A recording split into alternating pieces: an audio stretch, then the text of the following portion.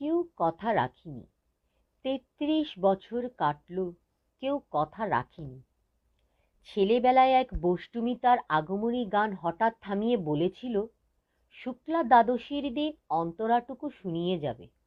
তারপর কত চন্দ্রভোগ অমাবস্যা চলে গেল, কিন্তু সেই বষ্টমী আর এলো না।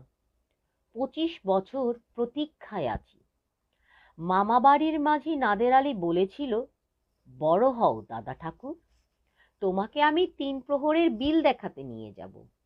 সেখানে পদ্মফুলের মাথায় সাপ আর ভ্রমর খেলা করে। নাদের আলী, আমি আর কত বড় হব?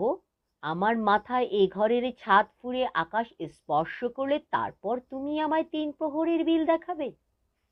একটাও রয়্যাল গুলি কিনতে পারিনি কখনো।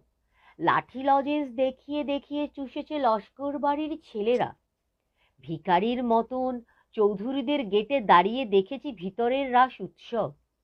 অবিরল রঙের ধারার মধ্যে সুবর্ণ কঙ্কন পরা ফর্সা রমণীরা কত আমোদে হেসেছে। আমার দিকে ফিরেও চায়নি তারা।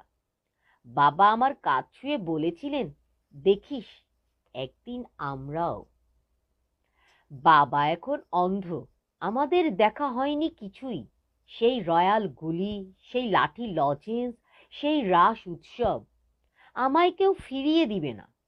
বুকের মধ্যে সুগন্ধি রুমাল রেখে বরুণা বলেছিল, যেদিন আমায় সত্যিকারের ভালোবাসবে সেদিন আমার বুকেও এরকম আতরের গন্ধ হবে।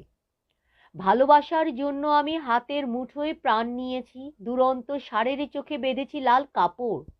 বিশ্ব সংসার তন্ন তন্ন করে খুঁজে এনেছি ১০৮টা নীল পদ্ম। তবু কথা রাখিনি বরুণা। এখন তার বুকের শুধুই মাংসের গন্ধ, এখনো সেজে কোনো এক নারী। কেউ কথা রাখিনি। ৩৩ বছর কাটল, কেউ কথা